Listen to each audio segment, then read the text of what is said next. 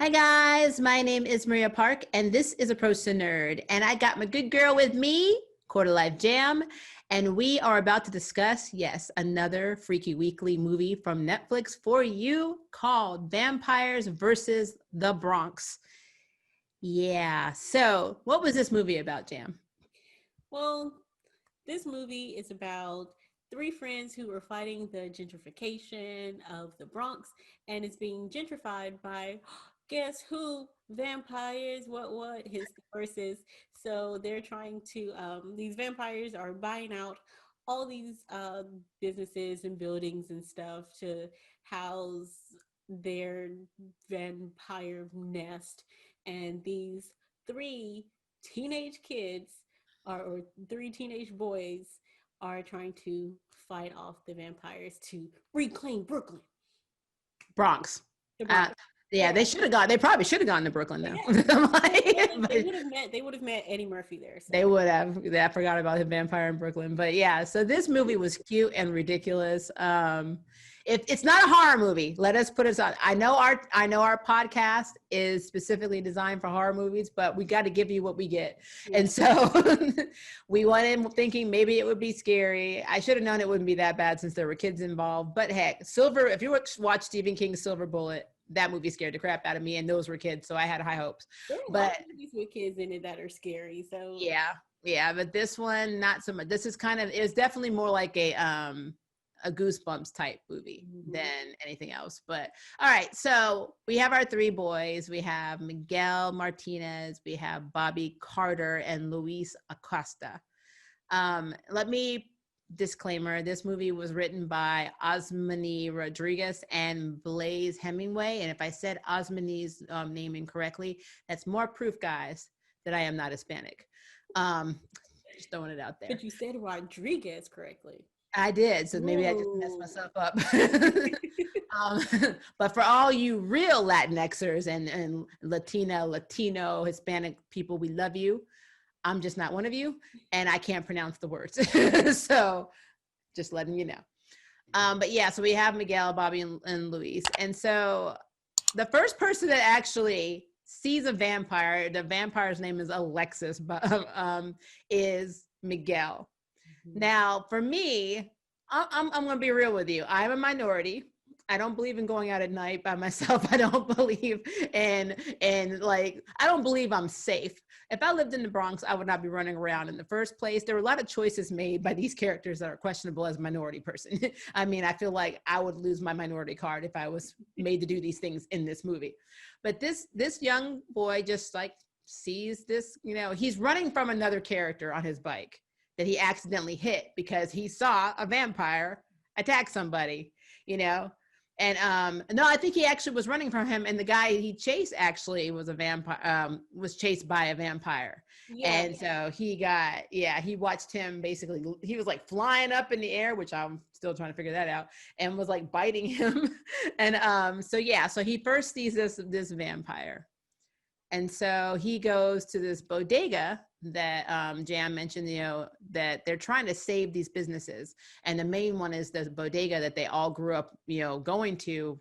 This guy named Tony was like kind of like their father figure. He played video games. He helped them with their homework. So they all went to this place, and now it's in danger of being bought out and him, Tony going away. And they don't want that. So, but when he first sees the vampire, Miguel runs to the bodega. And I was thinking to myself, he just basically brought the vampire to your friend. I was thinking that in the beginning.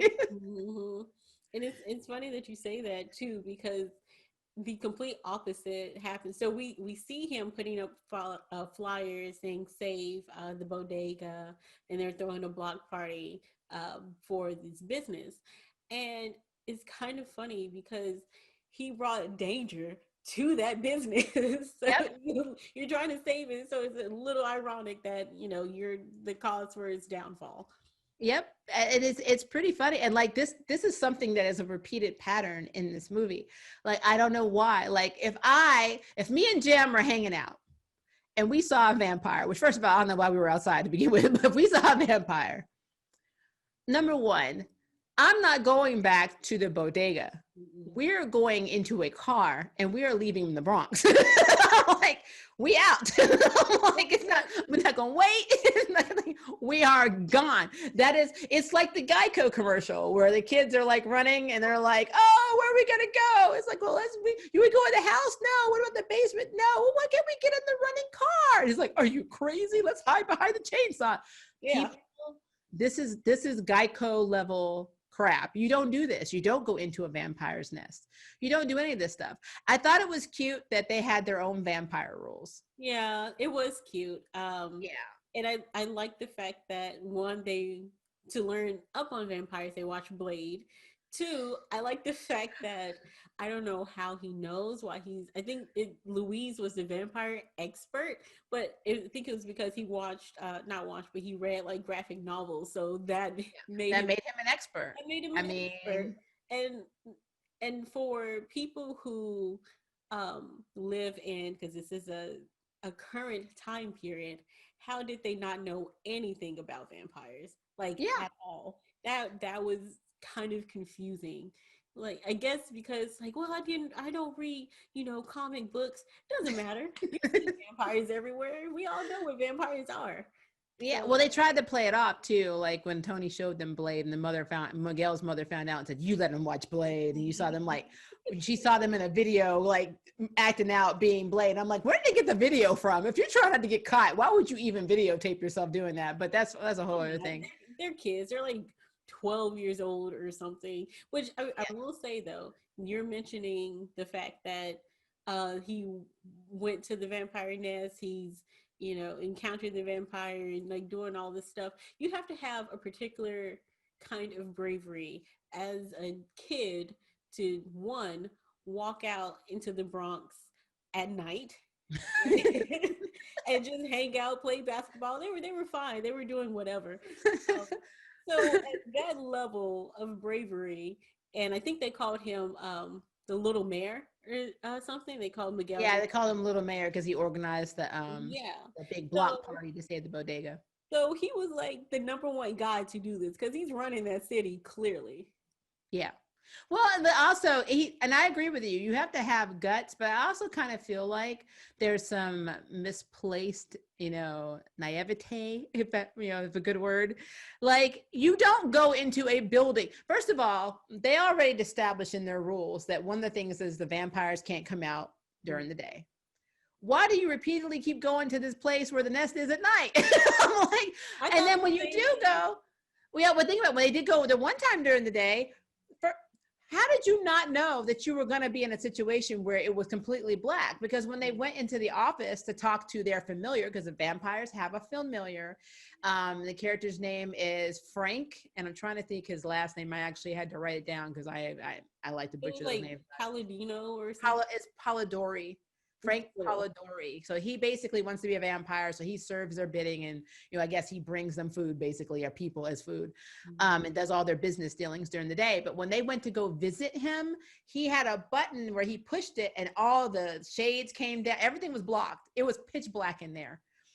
So if you were already in that situation, why did you think, hey, let's go to the vampire's nest? It's only a few hours from sunset. Not inside. I'm like, it's nighttime inside, bull. and they had like their cell phones, like flashlights on. It's like, that's not going to do anything. It's like, that's just helping you see. And I love the fact that when they went in there, even though he saw that vampire couldn't be seen in a mirror, he went in there and he thought his dumbass was going to record an actual vampire. Yep, and you're right. They had just had that conversation because when they were the first night they saw Alexius, the first vampire, that vampire comes into the bodega, and that vampire knew that they were behind that shelf. Yeah, and he picked up some hand sanitizer. I don't know why he just didn't kill them, because he could have killed all four of them like right there, and that would have been the end of the movie. But he knew they were there. Well, they were looking at the mirror, and like the little fisheye mirrors you have, the surveillance mirrors, and as the vampire was going out, both Miguel I think it was Lewis. It was Lewis because Bobby didn't see it yet. Saw that there was no reflection for this guy. Mm-hmm. But yet, you're right. They go to the nest to get proof with their cell phones, and they're like surprised that there's no reflection in the video. It's like, no. But they had Rita, who is like, I guess the most popular girl on the block. She's like, I'm Haitian, so I believe in vampires, and maybe they don't have a soul, so there's no reflection. I'm like, girl was committed like early on into this really was craziness. She was committed. She like spoke out about it, even when everybody looked at her crazy. Like she spoke out about it. It's like, no, vampires, they don't have souls, so they don't have reflections. And then she was like, yeah, I'm going to join your team. My grandma has been like prepping me for this day since I was born. I'm like, whoa.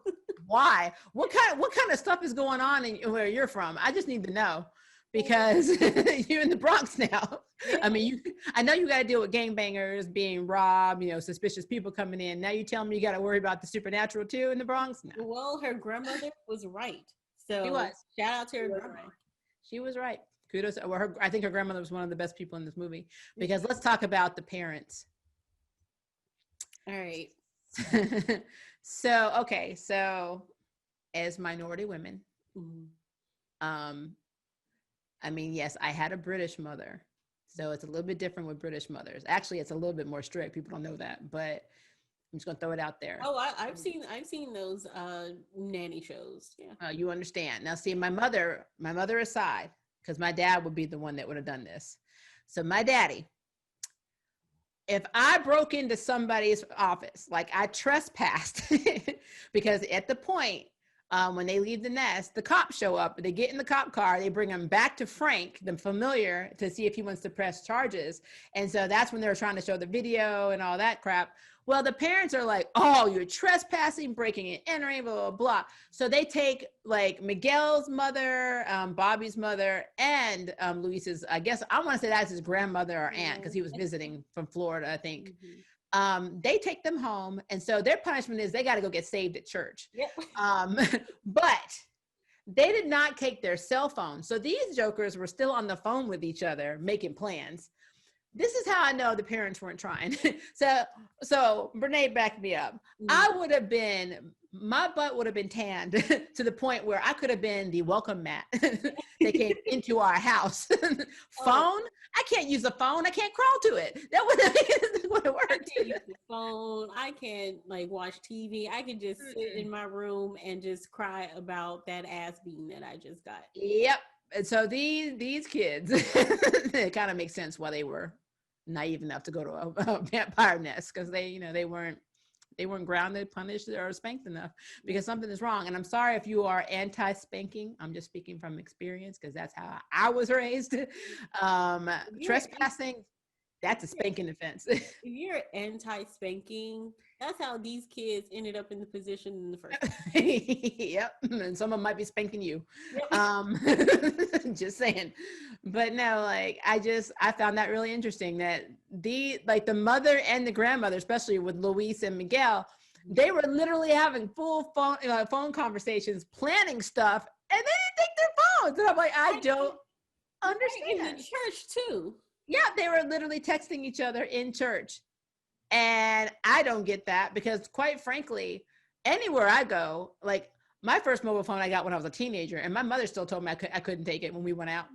She's like, no, you're not going to disrupt my experience. So no, it's not going to happen. So yeah, I think that the mother and the grandmother, they did not strangle them enough. So take away these devices.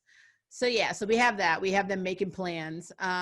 At the same time, there's like a tiny, tiny, tiny little subplot with Bobby. So Bobby, his father was in a gang, and it was a guy named Henny. I guess Henny was his dad's friend, and he was trying to recruit him into the gang, which is something you see a lot, especially in basically neighborhoods like the Bronx, because that's how you survive. You either get with a gang or you get your ass beat. That's just what it is.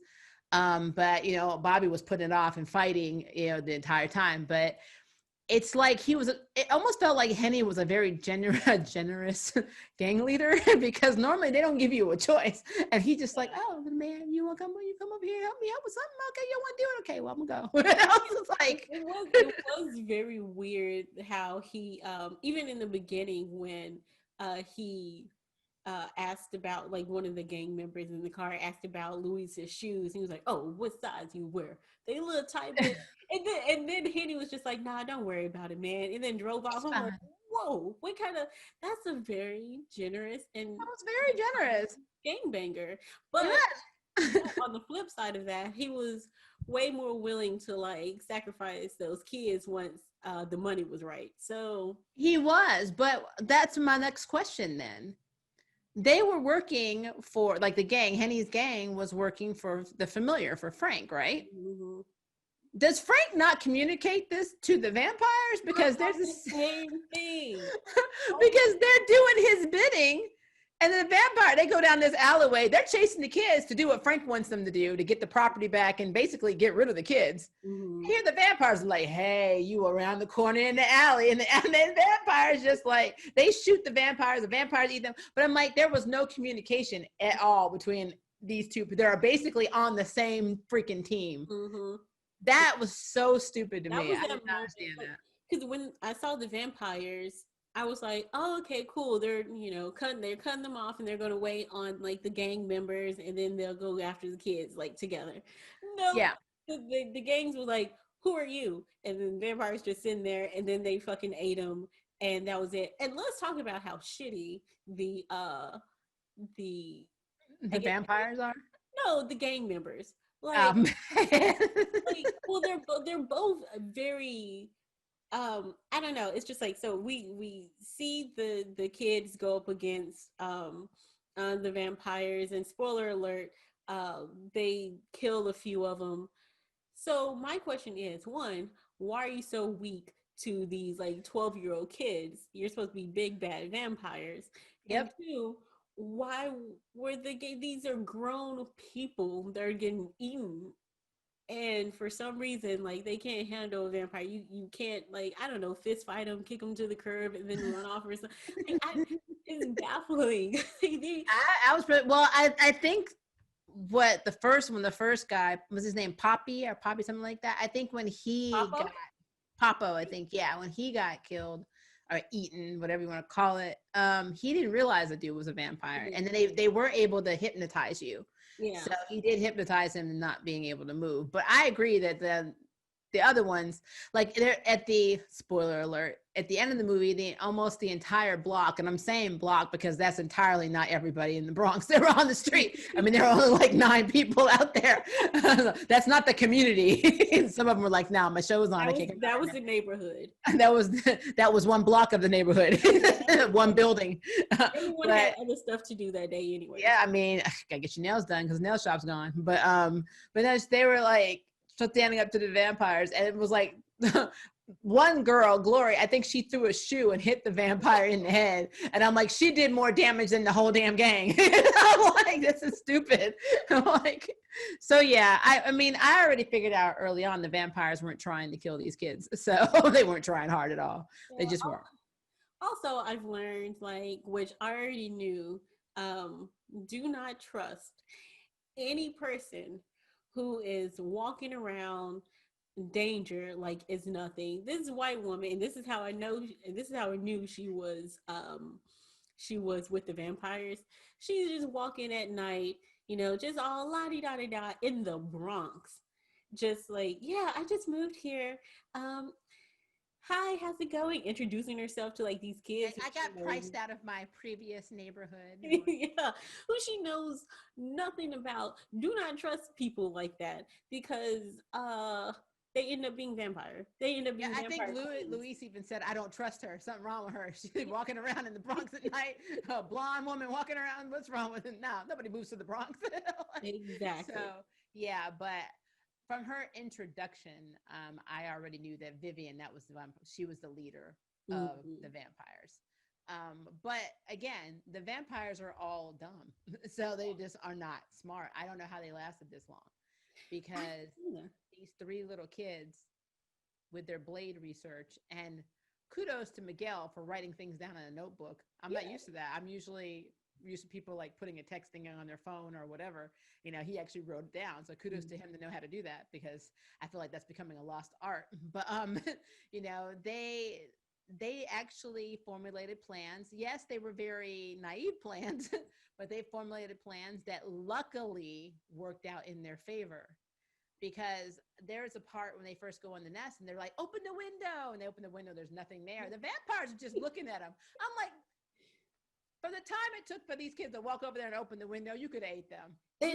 And they move so fast. So what were you waiting for? You could have blocked the exit out because there was only one way out. They could have just blocked it. And then what were the boys going to do? But now, for plot purposes, the boys escaped. And you let them kill 2 people before you do. They were just sitting up there, hanging up, having a good nap, and he was able to kill 2 vampires before you guys actually woke up and was like, "Oh, hey, stop that! We're gonna kill you." Just like, why did the vampires need to sleep if it was pretty much simulated night inside anyway? Good question. Maybe they were just tired. Why do you, if you're already dead? You don't buying properties and like being out, gentrifying the neighborhood. They needed a nap. I mean, they don't do anything though. Like, you know what I mean? They don't do anything. They were like, what are you for the block party? Is that what it? Well, I look at it this way. My dog takes a nap to recover from the nap that he takes during the day. So I feel like the vampires are pretty much on the same wavelength as my dog. And that's laziness. That's what I call it. I call it laziness. These vampires were not working. They were not doing anything but going out and eating people occasionally. Like we saw Zoe Saldana, which that cracked me up. For like 2 seconds. Scene. She probably, I think she had a 3-minute, I'm calling it a cameo. She played a woman named Becky who owned the nail shop, and of course Vivian was going to get her nails done. I thought that was shady anyway. She came all the way to the Bronx to get her nails done, according to her. Yeah. And she's like, I just heard about this place and I loved it. That's a red flag right there because you told the other kids you just moved there. But you know, then she's like, oh, you know, the woman's like, I'm selling the, you know, Zoe's $1 or Becky's like, I'm selling this place. I'm going to live my best life. And then Frank like shows up and says, oh, so you're going to be going with your husband. And she's like, nope, just me. And he's like, oh, so nobody else. And that was the moment when I realized, oh, she's dead. Yep. I'm like, but then I kept thinking, would it have mattered anyway? Because the vampire was already in there. I mean, would he have just been like, oh, she married, she got a man or a woman or whatever. Let me go back up. Well, yeah. But, you know. Clearly they don't care if people know, like all these, because you see in the beginning, it's like all these like missing persons and stuff. So would it have mattered? Because you killed Tony, and like everybody knew Tony. So and the people that knew knew Tony the best were the kids who were trying to murder you in the first place. So and it didn't even make sense also too, because think about this. If I was Becky, I would be like, my lawyer will be back or by to get my check. I'm actually no longer in the Bronx. I'm like, I left. Like, I'm doing everything through this law firm. So all cash transactions will be handled through them. Peace out. I'm like, that would have been me. But nobody wanted to leave the Bronx, like I was saying earlier. So the vampire leader follows the boys or takes the boys home. But she can't enter the apartment because they don't invite her in. And they noticed that first the boys did not know. When they first went in the apartment, they didn't know she was a vampire. But then they saw her trying to come in and she gave herself away. So they're like, no, don't invite her in. Don't invite her in. Well, instead of the vampire woman just playing off, saying, what is wrong with you boys? Blah, blah, blah, blah. She just shows that she has fangs. So now the mother knows she's a vampire too. Stupid. I think honestly, I thought the same thing, but I think honestly, she just got tired of waiting. She was, because the whole time she's been trying to play on this, hi, I'm very friendly, you know, cutesy personality, girl next door, whatever. I think that was the moment when she was like, oh, fuck this. Like, I'm tired of playing games with you. Give me my key, give me my stuff. And so it was kind of crazy, but it wouldn't have mattered anyway because she went and bought the building. You bought the building, so she didn't have to ask. Yeah, she didn't have to. But my problem with that also is the time continuity. So she bought it that night. Yeah, don't know how Frank made that happen overnight. Yep. And instead of just going directly there, it was the next morning, and they're all waking up, and there's no problem. And I'm like, they were not trying to kill these kids. They were not trying. I was like, oh, so she bought the building. She's about to go back in the middle of the night and do some like sneaky stuff. Nope. She was just going to wait until they came to her. And I don't know. I don't It know. was weird. And then they made it, they implied that the only way you can become a vampire is if you have the ashes of the original vampire splashed in your face, sprayed in your face, and then get bit by a vampire. So I guess if they just bite you any other time, you're just lunch. Yeah. So yeah, they did change a lot of the rules, which I thought was really interesting. Well, they still yeah, kept the garlic rule. They still kept the steak rule.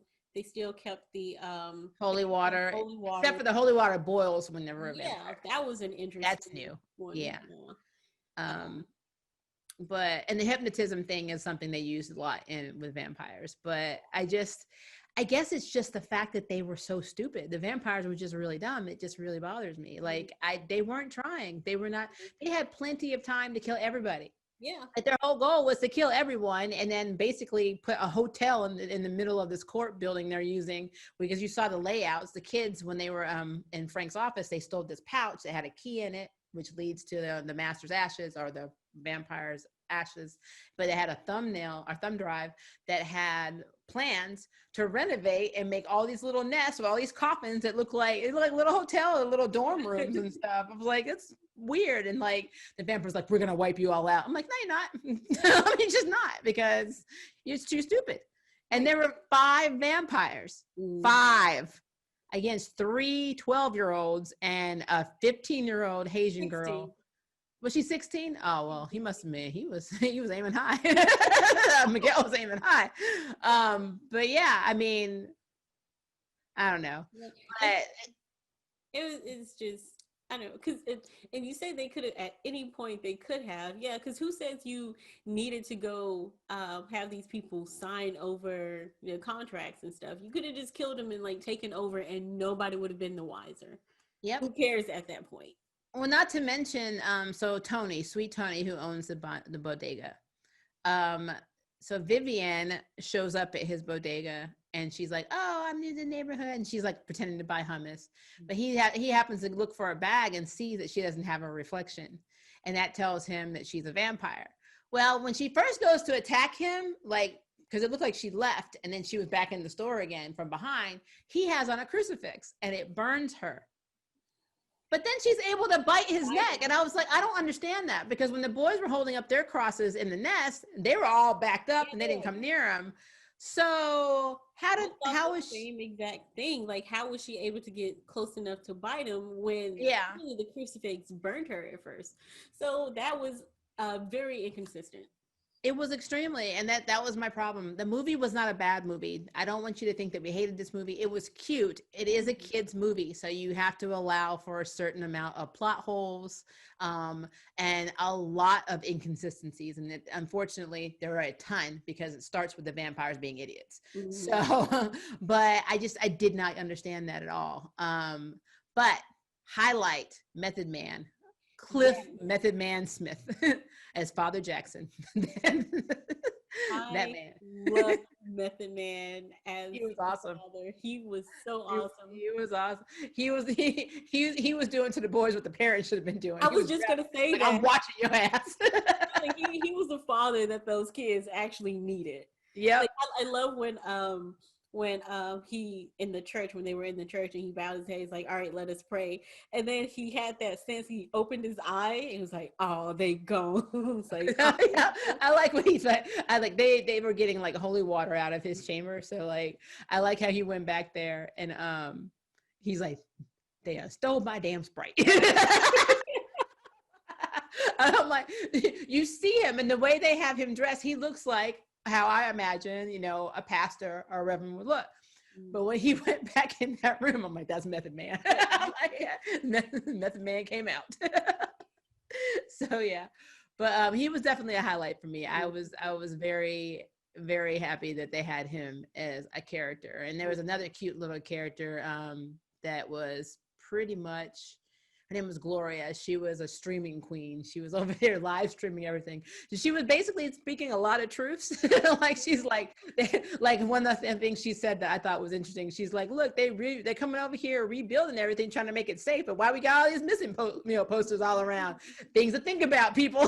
I'm like, And I love the fact that she was live streaming when they were when they were getting punished. Yeah. just for just the drama of it all, and she didn't care. Yep. And then she live streamed at the end too. It's like, did y'all see that? We got vampires, and but don't come messing up. Don't come around here. It's like, you crazy for real. Yeah. But I Well, guess, no, she was even live streaming when they were when they were delivering the coffins. yeah. She's like, this man tried to tell me those were Astro fridges. Those look like some coffins. Oh She was very poignant as a character. I loved it. I felt like she was the only character that wasn't in any mortal danger. She was too busy live streaming all the damn time. She never stopped. So I guess the vampires couldn't attack her because it would have been, well, I guess it wouldn't have been on film because you wouldn't have seen them, but you would have seen her die. And they would explain that because she never turned that camera off. So she had a selfie stick and she was on 24/7. So yeah, she cracked me up. But yeah, overall, not a bad movie. Just the stuff that we mentioned. Do you have anything else that you want to talk about before we give our freakies? Not really. I mean, as far as the movie's concerned, I did think it was a fun movie. Nothing to be taken seriously. I thought the character interactions were pretty fun. I really did enjoy just some of like the goofiness of it all. And Tony was one of my like favorite characters. It sucked that he died, but I mean, hey, it was I guess one of those things where now we're really into it, and now we're really fueled up to stop these vampires as if they weren't already. But honestly, fun movie to watch. I would say watch it, but it's not anything to like take seriously. Besides, Do like, not take it seriously. yeah, Like besides, like if a vampire shows up at your house and your mother says, "We're sleeping here tonight and we gone. We're leaving the Bronx in the morning. It's not worth it." But yet for some reason you're still there in the morning. Like and that's my problem.